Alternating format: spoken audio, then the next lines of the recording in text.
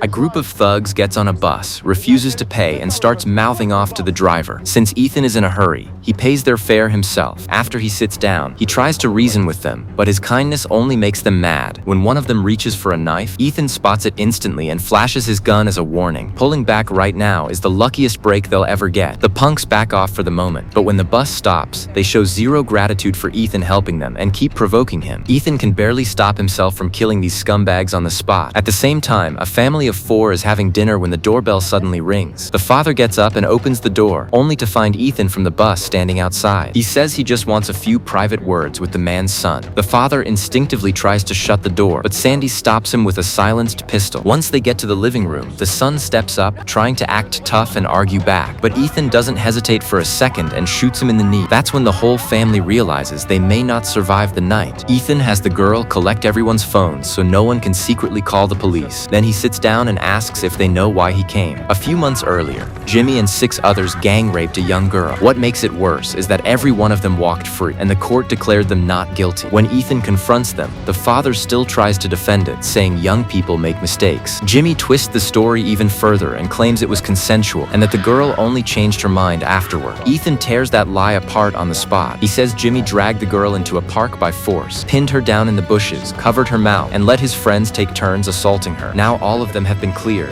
while she lives in fear every single day, terrified they'll come after her again. Once his lies collapse, Jimmy breaks down crying and begs for mercy. But he isn't sorry for what he did. He just knows he's about to die. And on the day of the attack, the older daughter was there too. She saw the whole thing happen. Yet afterward, she still went online and posted vicious victim-blaming comments. She said the girl dressed too revealing, so she deserved what happened. In her mind, short skirts and exposed skin exist to provoke men. Ethan turns to the father and asks if this is really the morality he taught his children. The father hides behind the values of the Quran as an excuse. Ethan says they brought their twisted beliefs with them into this country. Then he forces Jimmy to call the other 6 men who took part in the assault. A few minutes later, the back doorbell rings. Faced with these young men who committed a monstrous crime and escaped justice, Ethan doesn't waste a word. He executes every one of them. If the law won't give the victim justice, then he'll deliver that overdue justice himself. As cases like this keep piling up, the local government does nothing. Ordinary people are harmed and have nowhere to turn, and the public's anger has been building for years with no release. That's exactly why so many people support what Ethan is doing. At the same time, Interpol officer Henry is under pressure from his superiors and has to catch this mysterious vigilante fast. Ethan, meanwhile, makes no effort to hide. If anything, he becomes more high-profile, constantly posting public messages online. He blasts politicians for hiding in safe places and talking about serving the country while never actually protecting ordinary people in danger. And as social tensions keep rising, more and more people begin to side with Ethan. Right now, Ethan is back on the bus. Before punishing anyone, he always finds the victim first and listens to their pain. But during the ride, he runs into those street punks, leading to the scene from the beginning. After getting away from them, Ethan heads to the hospital to visit Sophia. She was extorted and sexually assaulted by Middle Eastern immigrants, and now she's paralyzed and completely unable to care for herself. Ethan asks what outcome she truly wants. Sophia says she just wants her attackers to go to prison. Ethan tells her bluntly that's only a fantasy. What waits for her is not justice, but years in court and having her wounds reopened again and again. Even if she wins, a light sentence, huge legal costs, and endless delays are enough to break anyone. Sophia says nothing because everything he says is true, and that hopelessness only hardens Ethan's resolve to punish evil himself. Not long after that, the gang members who killed Arsha are cruising around in luxury cars, looking for another shop to extort. They casually push open a door, completely unaware that Ethan has been waiting for them. He doesn't hesitate and opens fire in a frenzy. When the lights come back on, every gangster is lying dead inside the store, and Sophia's hatred is finally put to rest. Henry goes to the hospital to question Sophia and look for leads. That's when she realizes the mysterious man who avenged her was Ethan. Grateful to him, she deliberately feeds the police false testimony. The next morning, Ethan walks out of his mansion, planning to go see the young girl. But in the park, he runs into the 3 punks from the bus again. This time, they're bullying a boy their own age. Ethan steps in, shocks them one by one with a stun baton, and gives them one final warning. If he ever catches them preying on ordinary people again, he won't let them off so easily. After dealing with them,